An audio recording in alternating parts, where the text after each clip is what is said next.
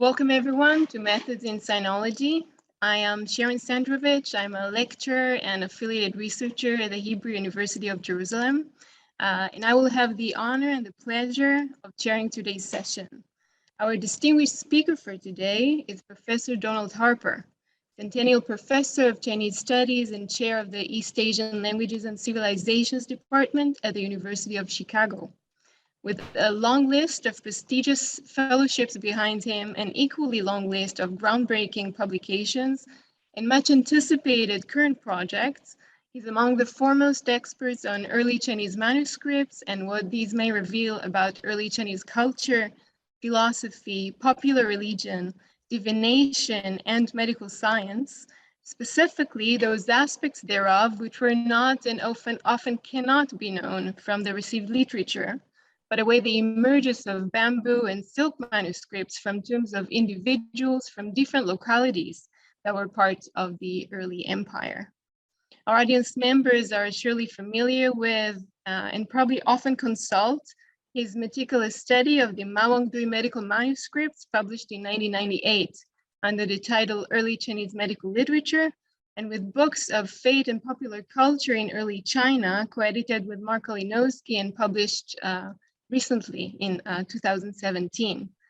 This latter book further exemplifies Professor Harper's commitment to manuscript studies in the field of early China, alongside an effort to bring early Chinese cultural phenomena into the sphere of popular culture studies more broadly. The two articles he will discuss with us in this session and the one scheduled for next week are related as well to this ongoing effort, as I believe we will learn in more detail shortly. So without any further delay, I would like to pass the floor over to you, Professor Harper. Thank you so much for joining us today. Okay, thank you very much, Sharon, for that nice introduction. And I do see this as more of a conversation. I think I'll be saying some things that represent sort of personal perspectives on why I do things the way I do them. And I'm looking forward to this opportunity. So I thank all of you for organizing this forum. I see a number of names on the participant list of people I know, and all of them, hello. And hopefully sometime today we'll have a chance to exchange faces and some words. I think I would start with the title that I gave to this presentation, which is the what and how of being a philologist / sinologist. And that's simply to say that for me, sinology is philology of Chinese words and Chinese texts. And the context in which I say this is entirely connected to my experience at Berkeley, starting in the early 1970s. I arrived in the Oriental Languages Department the fall after Professor Peter Budberg had passed away the previous summer. So my experience at Berkeley in the 1970s was really as a student of Professor Edward Schaefer. And the program represented entirely an intense commitment to the scholarly professionalization of sinology as it was understood at Berkeley. And the title, What and How of Philologist, Sinologist, actually comes from a talk that Ed gave in 1982 when the University of Colorado at Boulder established a Department of Oriental Languages and Literatures. People were still doing that in the 1980s. Of course, we've all switched over to referring to ourselves geopolitically as East Asia or whatever. But Ed gave a celebratory lecture at the establishment of the Department of Oriental Languages and Literatures at Boulder in 1982. And here's what he said.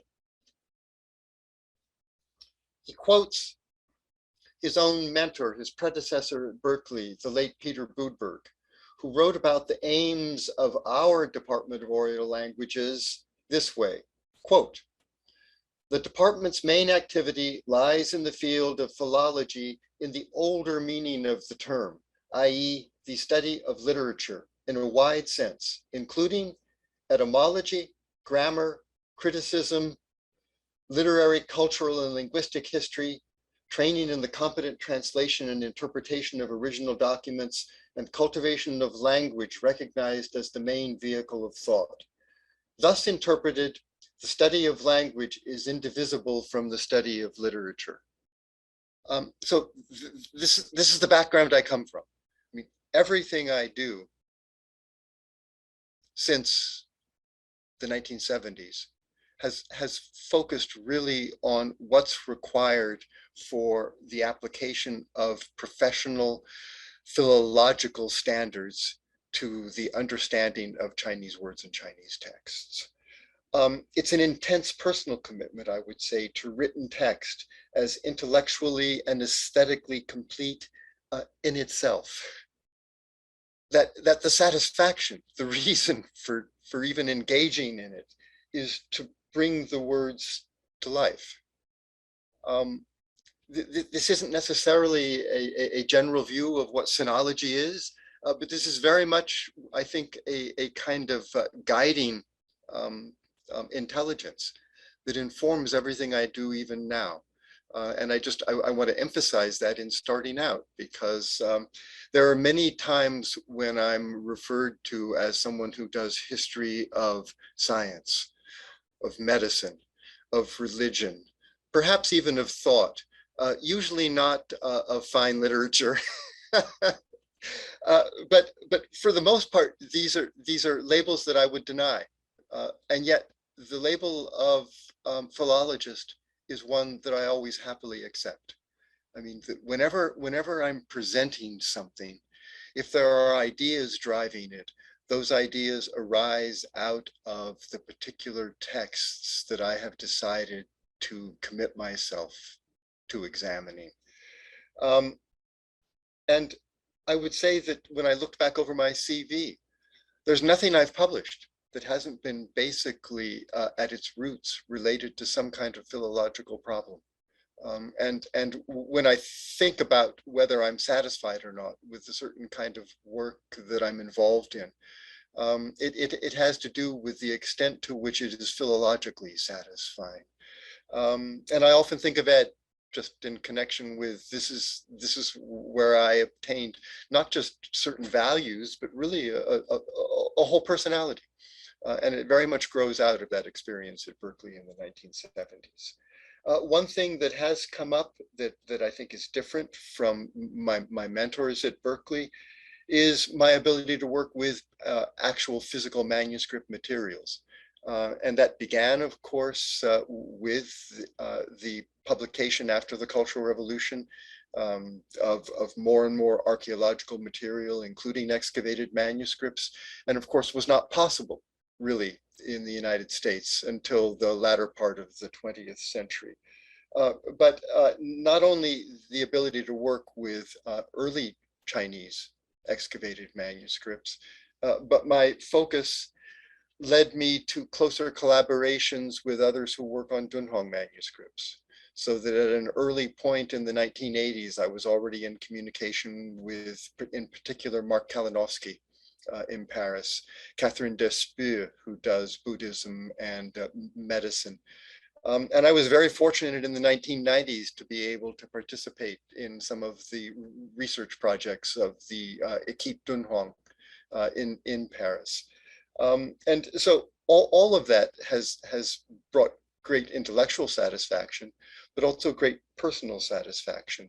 And I would say it also involves something about how I go about deciding what text I'm actually going to work on. Since as it turns out, I generally do not perform research on transmitted texts. As much as I use them, as much as I appreciate them, as much as I teach them, the area of transmitted literature doesn't really need me. Where I feel my need is greatest and satisfaction is greatest is with the excavated material. But it also means that over a period of decades since the 1980s, I've been in collaboration with a small group, but I think a very friendly and engaged group of colleagues who are also friends, and this includes in China. By the 1990s, I was in good collaboration in Beijing with Li Ling at Beida, but also through really the mentorship of Li Xueqin with his student at the Shihui Keshueyuan, Liu Lixian, who specialized in Shushu studies along with Li Ling. And in fact, it was Li Xueqin who encouraged Le Xian to undertake the study of the Shuihudi Ershu, the so-called day books. So that Li Xueqin, of course, had his own concerns and interests, and they were quite broad, and they embraced the whole Shushu body of knowledge, and he encouraged students to go into that area. So over a career, essentially, we're looking now at 20, 30, 40 years. I'm wondering if in 2 more years we are going to have a 50th Ma Wangdui Han Tombs excavation conference, since I've gone to the 20th, the 30th, and the 40th, and I'm looking forward to the 50th anniversary of Ma Wangdui. But there it is. It's been a great satisfaction to be involved in this way with philology as my raison d'etre for being a sinologist. In that connection, then, I wanted to simply take 2 recent projects, in part because I think they continue to exemplify the ways in which I am a philologist. But also they raise some larger areas of scholarly interest and concern, and I'm happy to talk about the content, hoping to leave plenty of time when I'm finished with this opening part of my conversation. At the same time, I thought it would be useful, as almost requested by the Methods in Sinology format, to say how I go about doing what I do, which is actually quite, in many cases, quite accidental. But here we go. Today, I do want to talk about the article I did on the Taiyi. And next week, I'll talk about the second article on Baizi, and the first Baizi Hakutaku. I think the first thing I would want to say is that I have been fortunate over these years to have been allowed the luxury of slow research. That for whatever reasons, I have maintained consistent publication. I've never felt pressured to publish something that I wasn't ready to publish, or to publish something that I didn't really feel like publishing simply because it was expected. And I appreciate that is a kind of an indulgence. And yet I want to emphasize how much of what I do, I think, does arise from being able to take time, that philology is slow work. And I want to emphasize that it's not simply a matter of collecting data, setting the data in some kind of order, and producing a product. That in fact, the knowledge comes in bits and pieces. And even in this project, it came over a period of roughly 10 years, I would say. Beginning in the 1990s and 2000s, I was interested in the idea of how deities were localized, both in terms of a place in the spirit world and in terms of things like shrines or altars within shrines. And I was particularly interested in the early China period in the sense of there being so little evidence of it. And starting out in the 90s, I mean, I had done a lot of work because the term swa, place, and wei, position, came up in the right kinds of contexts, the right kinds of religious contexts in some excavated materials. And that was about it. But I also became aware that there was this other word, zuo, literally seat. I didn't do a whole lot of investigation because it doesn't really occur in the right contexts pre-Han. But I just started collecting evidence. I had files, I had folders, I would Xerox things, I would do searches online every now and then, just seeing what popped up. One particular example in the end of the 1980s in Nanyang, a Huaxiangshi, a carved stone relief tomb was excavated at a place, the title is Chilingang. And there was a ceiling mural that had a sort of triad of Fuxi and Nuwa on either side with a seated figure in the center. And everyone was talking about, so who is this seated figure? Sort of Shangdi, just, but it's unlabeled, but it is a curiosity. It's seated. The visual evidence is striking. Now, typically what you find, of course, is that both art historians and archaeologists and also sinologists always say, well, the Huainanzi says this, therefore I label this as X. The Feng Su Tongyi says something, so I'm going to label it as Y. And this tendency to want to name things based on sort of indirect evidence when the only real evidence we have is visual. It was sometime in the early 2000s, and I noticed that Jie Shi is here today, so I'd like to express my appreciation.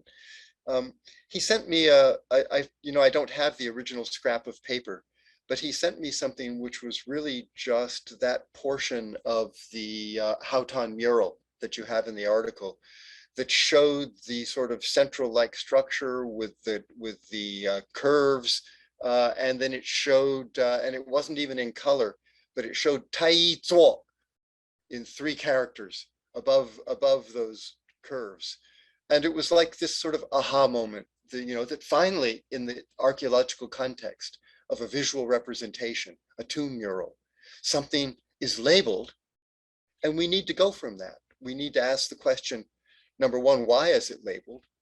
But then how does the fact that it is labeled allow us to move further in thinking about the religious context of that particular image, not just in the context of the tomb, not in solely the context of mortuary ideas and practices, but in a broader sense of just religion. Actually, I didn't do too much with it at the time. I was sort of it was, that was sort of an initial point of beginning to think more broadly and beginning to think more seriously about zuo. Finally, in about 2014, I noticed that there had been a book published, actually a few years earlier. I think I mentioned it in note 2, from Shanxi. Note 2, right. Bishang Danqing Shanxi Chuchu Bihuaji, the record of murals excavated in Shanxi. And it had marvelous illustrations, not the complete tomb mural set as a totality, but the illustrations in color were just great. And I realized that, yeah, I really need to study this. And not only that, I shouldn't be working in this broad sense on the localization of spirits in early Chinese religion as some kind of a history of religion topic. I should really be just trying to figure out what this particular mural means. And that if I can explain what this mural means with its labeled Taiyi zuo, in the end, the sort of thoroughness with which I make that explanation is likely to be some kind of contribution to how we think about issues in Han religion. And so I started off from there. I've set aside Wei and Suo and the Warring States period, and I just move forward with this notion of the Taiyi zuo. And 2015, I gave lectures at Santa Barbara and also at Rutgers with friends there. And I didn't do too much after 2015 because 2015 to 17, I was heavily involved with Mark Kalinowski. We were getting out the final editing of the Books of Fate co-edited volume. And then there was Li Ling's celebratory conference in 2017. And I hadn't done too much more by 2017, really, when I gave it as a talk at Li Ling's conference. And what I would say in general, in terms of what I knew at the time of making those lecture presentations, in contrast to what you find in the article, number one, I had, of course, in starting to do this research in 2014, taken note of Xingyi Tian's 2011 article. And I mentioned that in note 35 in the published version. Taiyi shengshui, Taiyi chuxing, yu Taiyi zuo, 如果电简毛王对国画和定边经边汉墓壁画的联想。The idea was that for Xingyi Tian, and I love his work because it's always so original. So I always go into it expecting that, aha, I'm going to recognize something that's really valuable and maybe it'll lead somewhere for the kind of work that I'm engaged in. So I regularly watch out for Xingyi Tian whenever he publishes.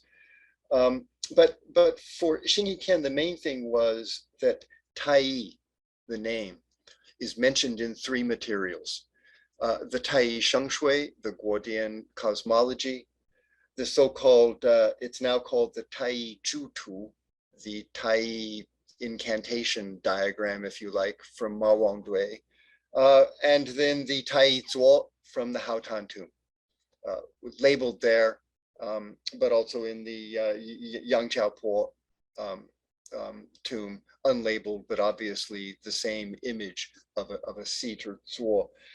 Now, the problem was that it seemed to me that Xingyi Tian was mainly concerned with taking three kinds of archaeological evidence to determine something diachronic. And in the end, he decided that the Ma Wangdui diagram about the incantation wasn't connected, but that the Guodian water cosmology associated with Taiyi was connected to the Haotan mural with its label Taiyi zuo. So he developed this argument that there's something going on where between the Warring States and the Eastern Han, there's certain kinds of cosmological thinking. It was still controversial whether you regard Taiyi as some kind of deity or as some kind of cosmogonic principle in the Warring States context of Guodian. But certainly by the time you get to the Eastern Han, you're looking at some sort of deity figure. But that he wanted to draw a line from, let's say, the late 4th, early 3rd century BCE to the 2nd century AD, and to say that the image in the 2nd century AD with its label Taiyi zuo was in some sense preceded with religious significance by a water cosmogony in the Warring States period. My main reservation is that what was in the Taiyi zuo as those arcs just did not look to me like water. I mean, his claim was that it's a kind of a waterfall, or it's spilling water, it's pouring water, and that therefore we're supposed to see an image of water with a label Taiyi zuo above it, but that in some sense water signified Taiyi, and therefore since he could claim that in the Taiyi zuo in the Eastern Han, water signified the presence of Taiyi, it was a reason for connecting the Eastern Han religious image to something in the Warring States period, which was a water cosmogony. It just didn't resonate with me, especially when I looked at the visual evidence he gave from other sorts of Han archaeological materials, Huaxiangshi and the like, claiming that what you saw as the design in the Haotan Taiyi zuo was representations of water, just like these other designs that he showed, but none of the designs that he showed were especially convincing. They might have been water, but they were just not, I think in our historical terms, the claim that the materials he gave as evidence for water in other visual images did not convincingly demonstrate that we should regard those arcs in the Taiyi zuo as water. So I began basically when I gave the lecture in Santa Barbara and Rutgers and even in Hangzhou at Li Ling's conference. One of my main points was it's not a waterfall. I didn't know what it was at the time. I hadn't done enough research.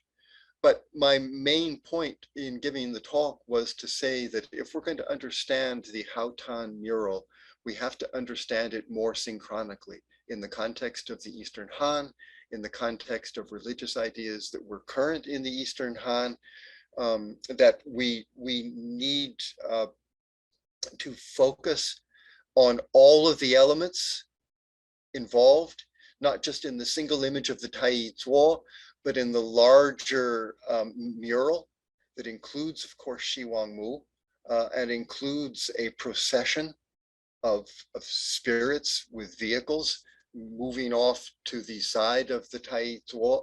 We need to do all of that, and Xing Yitian had done none of that. Basically, he had just kind of plucked out of archaeological artifacts a Guodian manuscript and a Haotan mural and said, here's the diachronic line of connection that I see, and it all has to do with water cosmogony. As I was trying to work out the conceptual approach, the main thing was, let's for now focus more synchronically. And let's look at what Taiyi Zuo as a labeled image signifies in terms of Eastern Han ideas. Now, I didn't know much more than that, but nobody at the talks ever objected to the fact that I was saying that it's not a waterfall. No one said, no, you know, that actually those are water images. Here's the other evidence. Maybe Xing Yitian didn't mention it, or, I mean, so generally I felt a certain confidence that, that we're not talking here about water cosmogonies. We're not talking about a diachronic continuity from an intellectual text of the Warring States period and Eastern Han religion. I would say, though, that probably for many people out there, they all read Xing Yitian's article and they pass it along.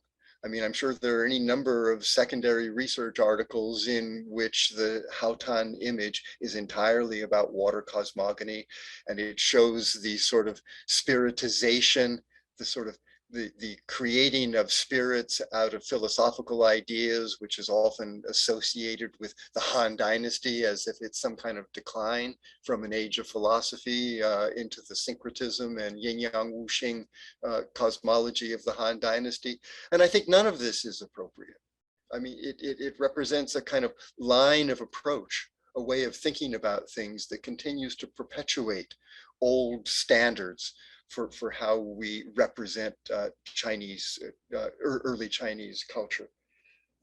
So suddenly I had to do an article because there was going to be a Festschrift volume, and I had to get serious about all of the details.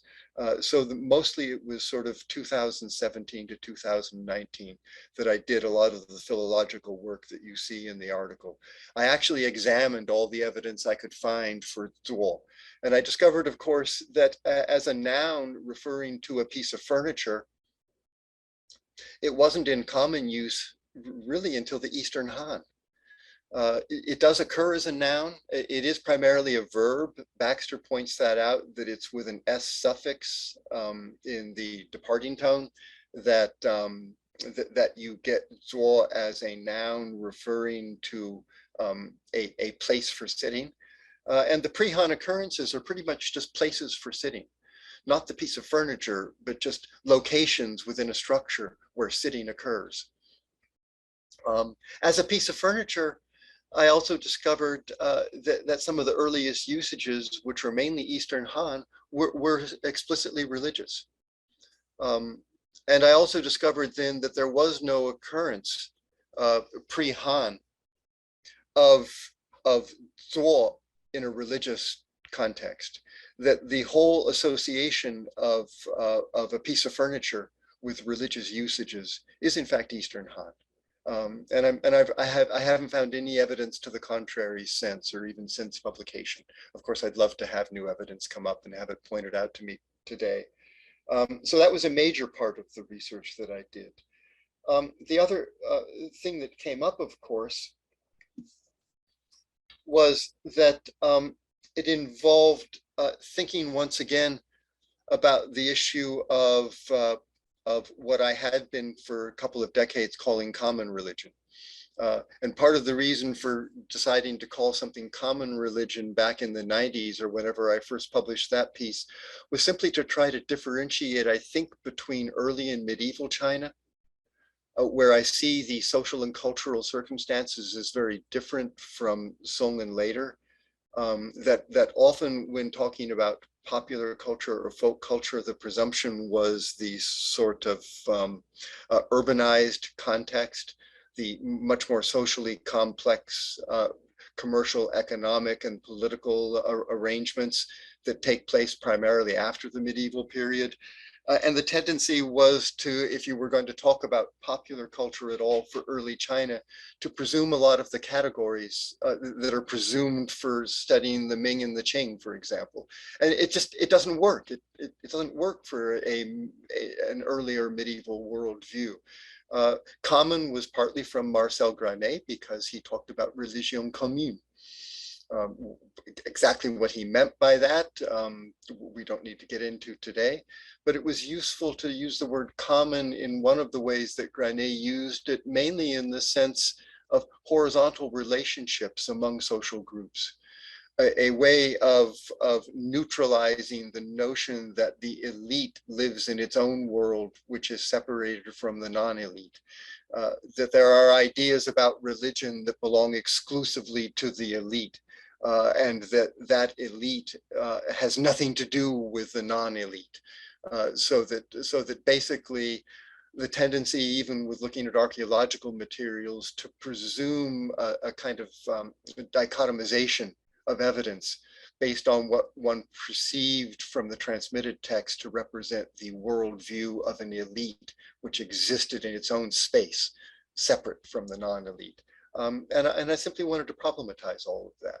So that became one of the issues, and I decided that I would actually start going back to using popular religion, in part because there's no such thing as common culture as an academic term for a field of study. And yet popular culture studies are very lively. And it was clearly important to begin to talk more broadly, not just about popular religion, but how it all fits together as part of the problematic of popular culture studies. So I still see it as being a useful excursion, having spent a period of several decades talking about common religion. And I'm certainly not giving up on the value of that as a notion. At the same time, it's convenient to really talk more broadly about popular culture and so why not popular religion? Again, I view these terms as means to an end, and as tools of interpretation, as ways of talking about issues and representing a worldview that I see as relevant to the understanding that people in early China had, whether it's pre-Han, Qin-Han, or Han. I also, though, in terms of the research that went into the article, began to realize that the term bianzuo, what I translate bien as convenient, just to have an English translation. There are problems about exactly what the word bianzuo means in Eastern Han usage, but the Feijer stele used it in a quite prominent way. And it was quite obvious that in the Feijer stele, bianzuo really did mean that stele itself was a shrine object where sacrificial offerings were made. And it was a seat for the spirit, presumably Feijer. And the bien has something to do with the fact that it's set up at a site to be used at the moment when it's needed. It's not like a palace where people live forever, or, that it's a bianzuo, convenient. And I realized that this notion of a spirit seat was very valuable for just thinking more broadly about the Taiyi in the Haotan tomb and the Yangqiao Po tomb. Then also the tomb in Shandong at Changshan, which had the inscription that accompanied the carved stone reliefs, which referred to one part of the interior decor as being a bianzuo, and the fact that the description of that bianzuo in oh, I see, yeah, not toilet seat then, right. That description in the inscription in the Changshan tomb matched the images in that part of the stone relief decor. Therefore, it was a bianzuo intended for the deceased to occupy within the context of the tomb. So clearly, we're looking at spirit seats as shrine objects. Then I realized that other images of a zuo that occur in artifacts are relevant. And it was in this context that I drew in the so-called 3-register style mirrors, which are products of Sichuan. I mean, they have been localized in terms of areas of production of mirrors in the Eastern Han, or even into the slight post-Han period. They are Sichuan. So here we have a variety of different kinds of evidence. We have the Shanxi Haotan mural. We have Shandong with the Changshan bianzuo. We have Luoyang with the Feijer stele. We have Sichuan with the mirrors, with the image of a seat. We're looking at something that is a motif shared in common across different regions and manifest in different kinds of objects, and yet sharing the same idea of a spirit seat. I mean, it means that there's something going on here in common religion, in popular religion, that transcends a particular locality. And this does have to do with a side concern that's often raised to me by archaeologists. It happened in the 90s when I was in Paris giving talks about Shushu at the École Pratique. Alain Todt, for one, was very concerned that we focus on the localization of artifacts, in that if artifacts of a certain type occur in a certain region, we need to treat them as reflecting culture or ideas in that region, and be skeptical of the idea that ideas circulate beyond the area of the particular artifact having been archaeologically excavated. And to me, by the Warring States, we already had an oikumene, whether it's in terms of circulation of script and written texts or other kinds of things.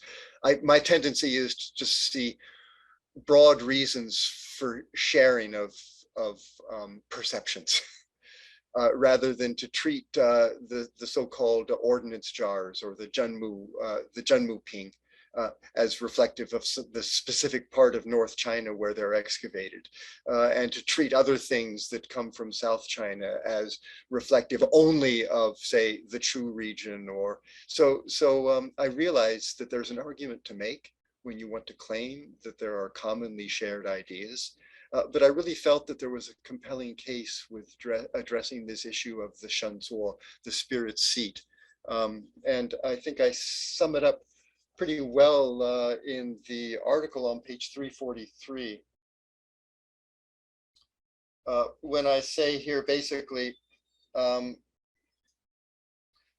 comparison of the mirrors with the Haotan and Yangqiaopan seat of Grand One scene shows that the spirit seats depicted in murals in Shanxi and on mirrors in Sichuan belong to the repertoire of religious images used in artistic productions, the significance of which varied by context. Collectively, these images and the objects on which they occur give evidence of the common elements of Eastern Han popular religion. So I saw that as an important outcome of this whole project. I think then beyond that, just to wrap it up and leave plenty of time, a couple of takeaway observations I mean, I think you get some sense of how I put together the article. It's very much something that took place over time, and I only got serious about wrapping up the more theoretical details in the space of about a year when I had to meet a submission deadline. Nevertheless, I did collect plenty of evidence and drew it together, primarily, I would say, through a philological focus on the issues of the Taiyi tool, but then bringing in relevant visual images in a way that could demonstrate certain features of popular religion in the Eastern Han. So the three takeaways that I would make are that I see this as a further problematizing of the so-called elite, non-elite dichotomization. I think we need to move beyond that as much as possible. It's not that I wanted to deny the elite their sophistication. It's not that I don't see there being a realm of literature and art that in fact reflects a certain greatness. It's just that I don't think it's useful for our larger understanding of the culture of the times. That to the extent that we're able to see things more horizontally, we actually develop a greater appreciation for the elite. A little bit sort of like Bakhtin's treatment of the 17th century and the carnival and those kinds of things. It may not be a post-Enlightenment view of the world, but it was the world in which all levels of society participated in an earlier time in medieval European culture. Number two, the matter of the representativeness of particular objects. I think that we don't need, because this comes up sometimes, people say, well, you've only found one, or it's only from this region, or all these things that sort of qualify one's ability to want to speculate more generally about what something may signify. And I realize that this is a supposition. It is a conjecture. Yet I think that philology is one of the tools that you can use as part of establishing a claim for representativeness.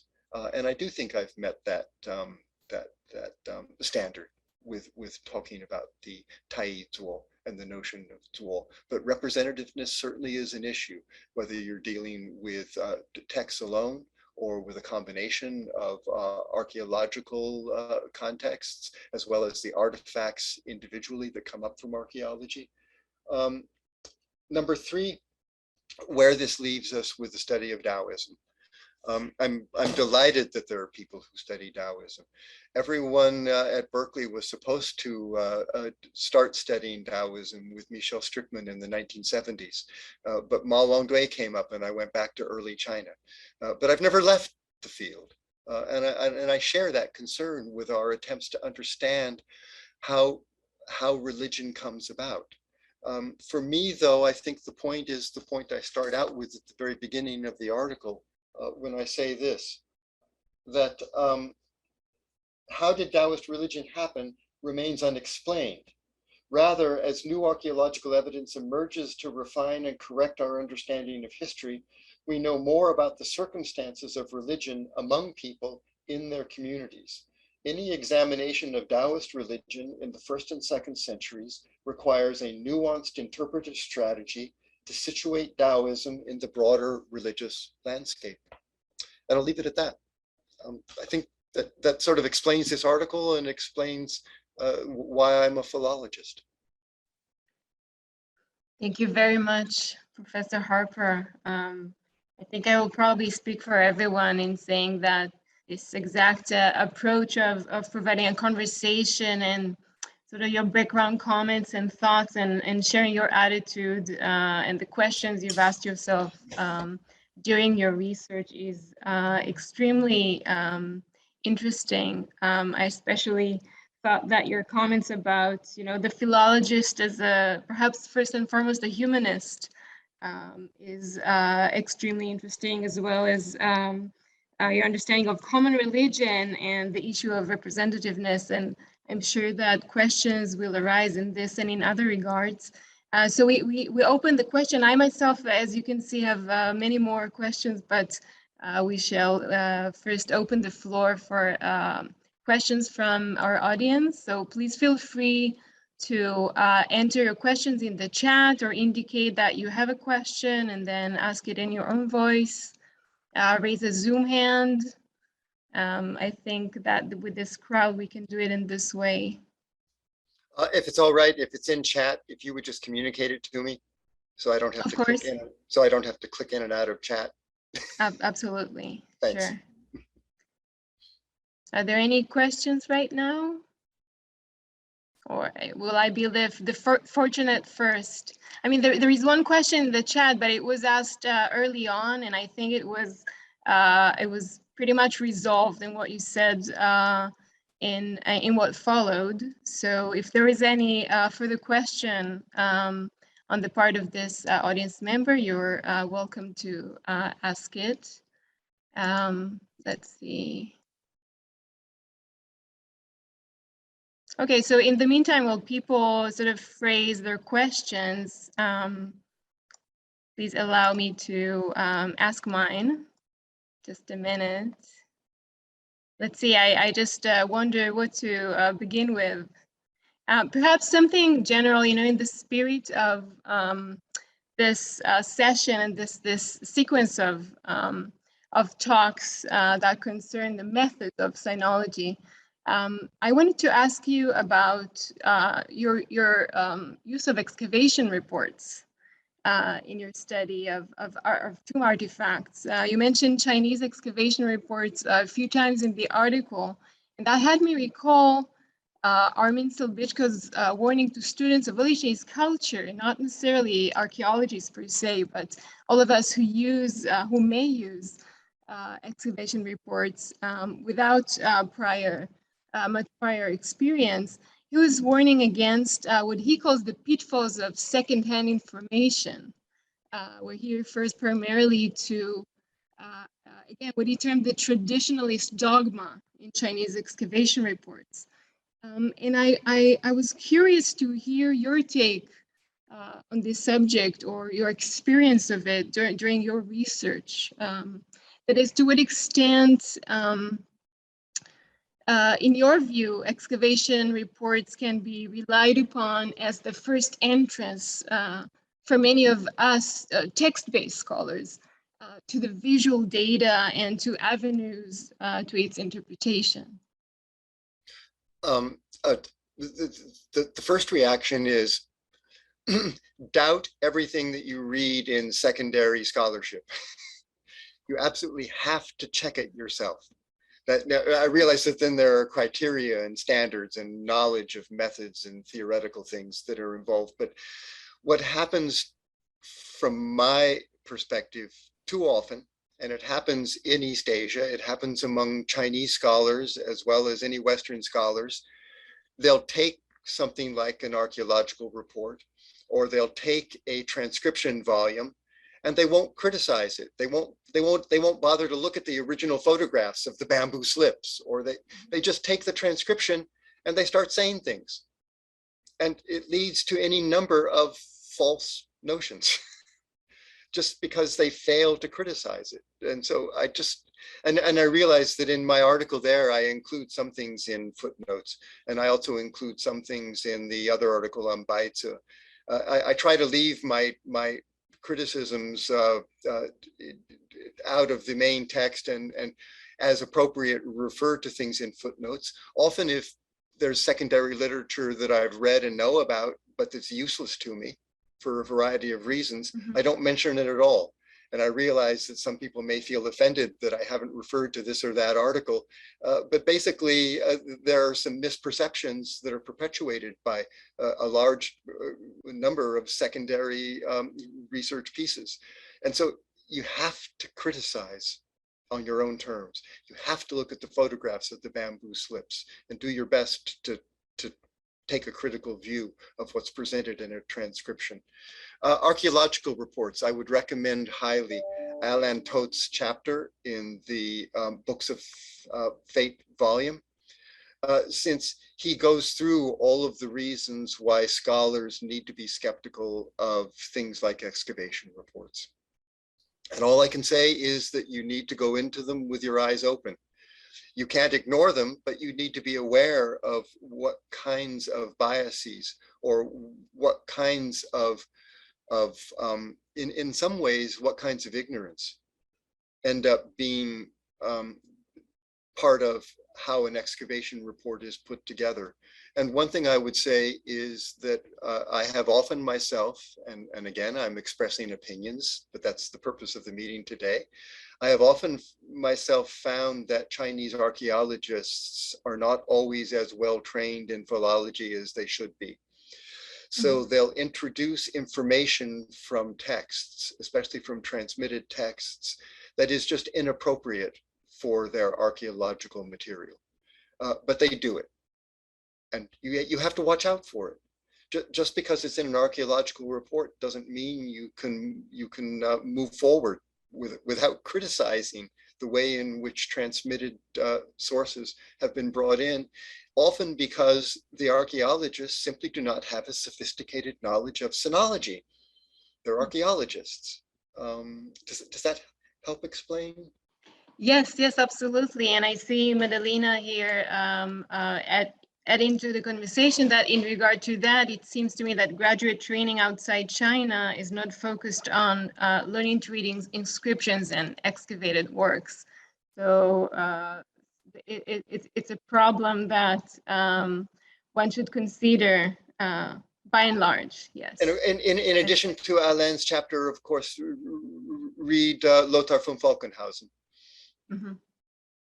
And there are others, but I'm looking primarily at people who deal with archaeology in the historical period. I don't mean this as a criticism of Armin, but at one point, because he's such a nice guy, but at one point he was very interested in the resurrection story from the Fang Ma Tan, the so-called day book. And he had used my article that was based on Li Xueqin's transcription. And he was ready, he was on the verge of publishing this, and he hadn't kept up to date with bibliography because the Beida looted manuscripts have another resurrection story, and a very important word that Li Xueqin had said was a word that then we should understand as meaning spit is actually a word that means cry. And so Armin still had my article in Li Xueqin talking about spitting as a religious act in the resurrection story when it was crying. But it just, you have, if you're an archaeologist too, you have to keep up on everything. You have to keep up on the more sinological and other sorts of things because things change, new information, there are corrections made. You have to stay up to date. So a blessing and a curse of the of the trade. Okay, let's see if there are more questions. I'm of course happy to keep asking mine, but let's see.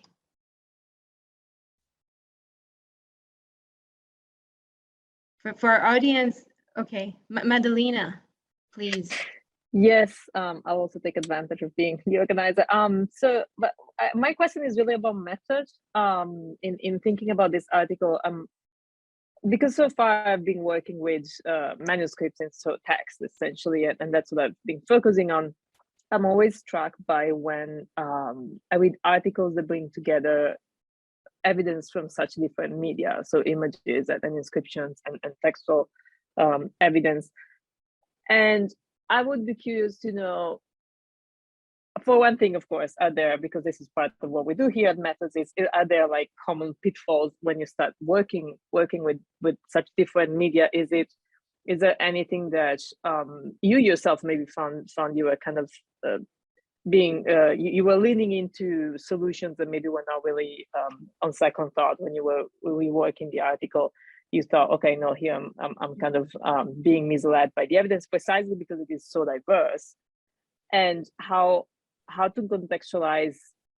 One way, of course, is to take evidence produced around the same time, right? You were talking about having this synchronic approach, but there could also be evidence from a later period, especially when it comes to images and paintings that could tell us something about more ancient phases. So how do you bring it all together? I guess that would be sort of the question for someone who's trying to make it in the field at the very beginning. And it's, yeah, That would be my question.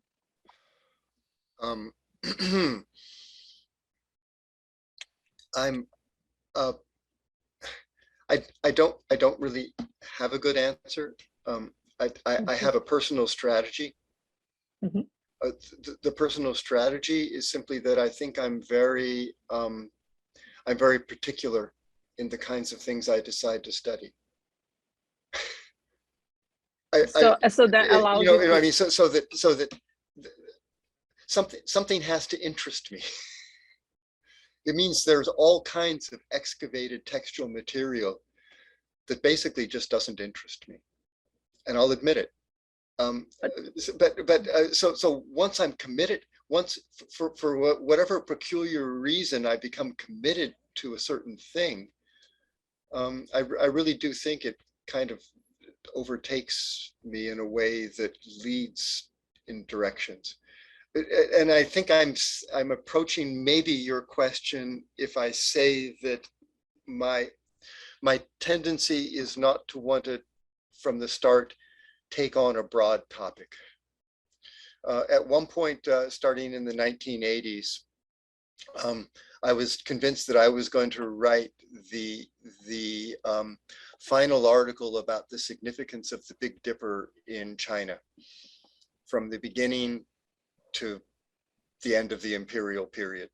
And I wrote like over 100 pages just collecting material, Beidou this, Beidou that, and I never used it. Well, I did use it. Some of it's related to astrology, and some of it. But one of the things that it taught me was, and a lot of people in the 80s and 90s thought there was going to be this forthcoming article from Harper about the Beidou, and it never came forward. And I realized that for me that wasn't a productive working method.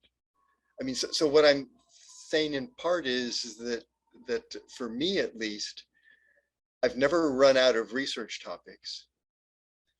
But the specific project has always come about in a kind of peculiar fashion that wasn't part of some larger project. It wasn't like I had set a goal of and that's why I say I'm not a historian, or I'm that, and yet the projects collectively tend to focus on certain areas: history of science, history of medicine, popular religion, popular culture, but it wasn't like I'm out to do the larger problem and then try to find projects that would further that larger problem. It's sort of the reverse. Working in small areas that seem to me particularly fascinating to myself and potentially provocative, and seeing where they go, and then over time several things overlap. Does that make sense? Yeah, it does. I have a follow-up if I can. I appreciate the fact that many people find significance in beginning from the large scale project. Sure. No, I understand that. I guess that then the question, and I'm not trying to be provocative, is if you focus on things that sort of interest you and you allow yourself not to look at other things, then don't you also run the risk of what you were mentioning, where you miss some evidence that bears on what you're working on? You were mentioning this example of someone who didn't update their bibliography, and I'm not again trying to be provocative. It's just I myself suffer from that, as Sharon was saying.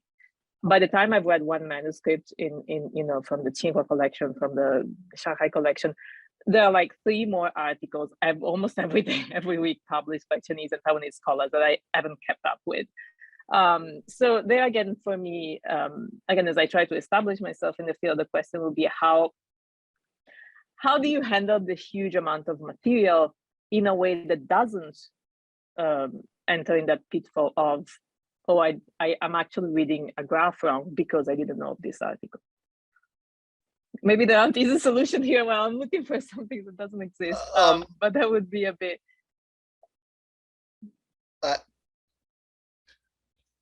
My main advice is that it takes time.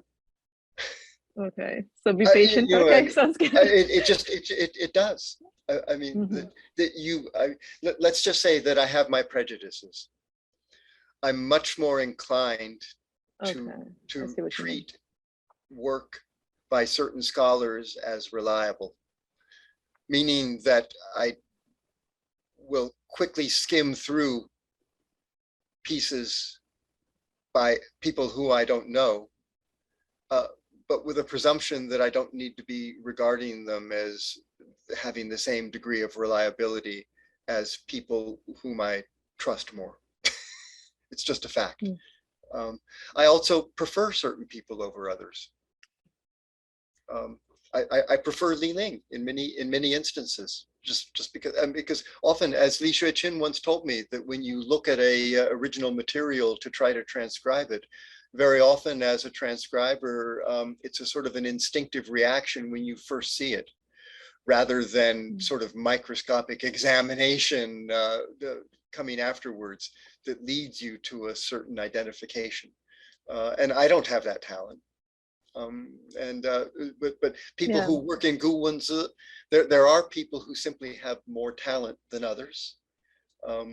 Therefore, my tendency is to read carefully, but I especially appreciate having transcriptions by people whose work I just have a sense of the quality and the talent that went into the decisions they made.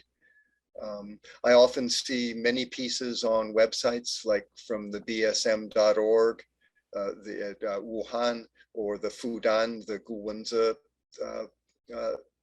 website. In many cases, they're quite valuable, partly because they'll refer to other literature as evidence for whatever argument they're making. So it does bring you into contact with various kinds of supportive evidence. In other cases, I see it as an arbitrary game playing. Something gets published and everybody jumps in and tries to have their own opinion. And yeah, you just have to over time learn to differentiate between people who you see as making a more substantial contribution and people who are simply playing a game. Yeah, I understand. Thank you for that. Thank you. Okay. I don't see other raised hands. Is that right? That's the time if anyone wants to jump in with a question, please feel free to raise your hand or write it in the chat. Okay, so in the meantime, if Madalena wasn't provocative, I will be for a minute, if I may. Okay, so I want to go back to the issue of the distinctions, right? To the issue of common religion versus popular religion, or more exactly, the sort of your resistance to the distinction between elite and non-elite, for example. So if we get rid of this distinction of elite and non-elite culture, religious practices, etc., and following the point of the representativeness of certain phenomena or artifacts, we also end up getting rid of regional distinctions. Then what are we left with? What is to guard us of unwarranted generalizations, for example? And to ask the same question in another way, I mean, there's a reason why excavated texts tell us so much more about religious practices and beliefs that we didn't know before, when we mostly had or were basing our studies on received literature, because our received literature is biased in a way. But if we get rid of the former mentioned distinctions, then in what way is it biased in your perspective? My simple response would be that certainly I follow the general scholarship in popular culture studies. And I particularly appreciate people like Roger Chartier and others. And I think the idea is not so much that you get rid of something, like you get rid of an elite, non-elite distinction, as if you're wanting to. The idea is that, or that you're not able to properly situate um, um, objects and practices in a local environment, in a local cultural environment. It's that you need to recognize the nuanced ways in which certain kinds of influences, ideas, practices operate among various social groups in a way that it's only when you see them operating simultaneously and affecting each group in distinctive kinds of ways that you understand the larger phenomenon. And I think that very much applies to, say, early and medieval China studies.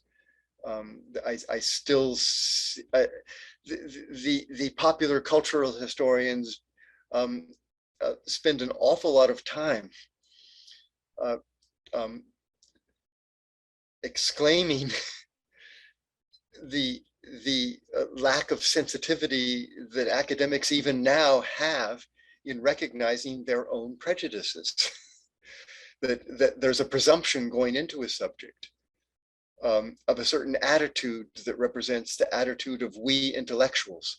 And it's only when you recognize certain sorts of sociological or other kinds of approaches that you work through your own bias in a way that opens up the whole field of study in a more nuanced way.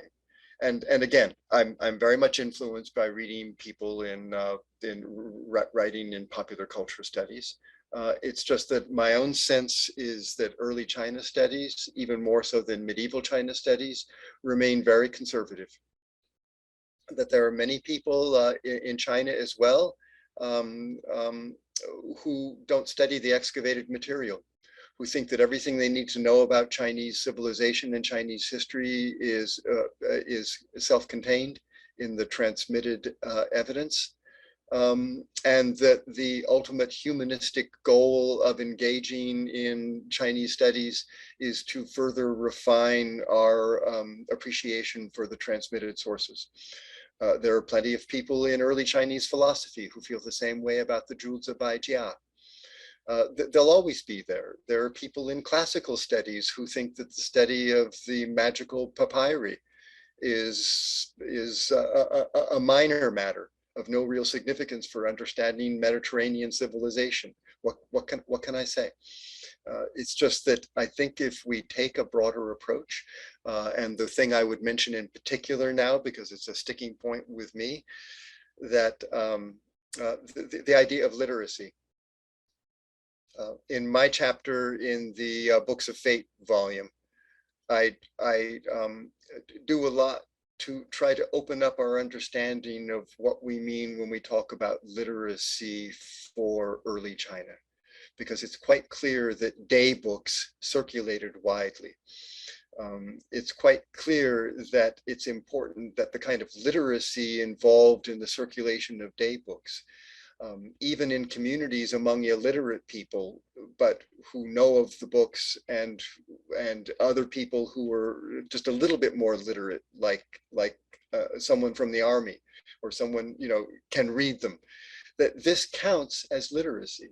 And yet there are many people for whom literacy is simply the reading of literature as we know it from the Han Shui Wenzhi, and that anything else is minor and not really worthy of our study. And so they're simply unwilling to admit a way of addressing literacy in a way that allows a broad variety of evidence in.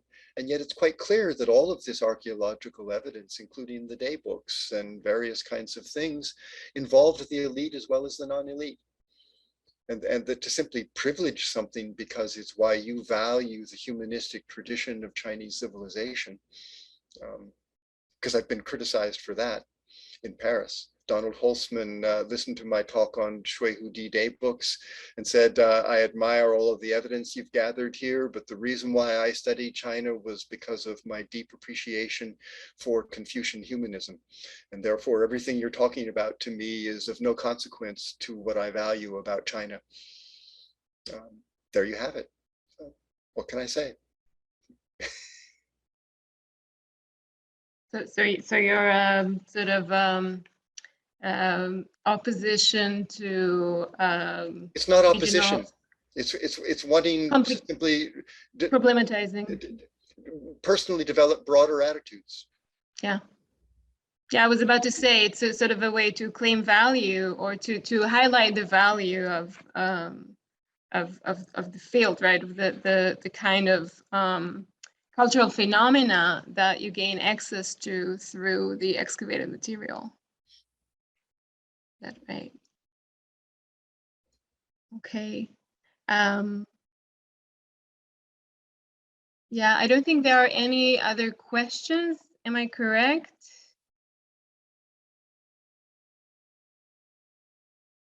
That's the okay. So we might as well finish earlier. I think Professor Harper, that in terms of your schedule, it works just fine, right? Okay. Okay. So yeah. So let me just remind our audience. First, thank you very much, Professor Harper, for this very engaging and thought-provoking conversation. And I want to remind everyone that the recordings of this session and previous ones can be accessed on the website of Methods of Sinology. If you have any questions for the questions, you can send them to the email. I don't know, Madalena and Mariana, maybe you can share it on the chat.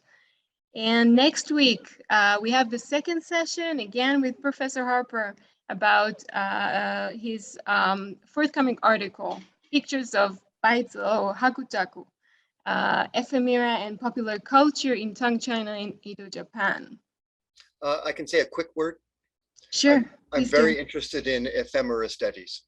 And it turned out that in having to do an abstract in French and Chinese for this article, there is no corresponding word in French or in Chinese to ephemera. It's the French are aware of it. They call it vieux papier, old paper. And there have been studies of vieux papier in France since the early 20th century. But the whole notion of a whole category of material with writing on it that belongs to the realm of ephemera rather than formal books is a field of study primarily British. The French do it, but they call it ephemera. But there's no Chinese. There's no way to express the concept of ephemera in Chinese. So it's an interesting problem. So there you go. We have something to look forward to. So I hope to see you all next week then. Okay, take care. Thank you very much. Thank you so much. Thank you. Bye. Bye-bye.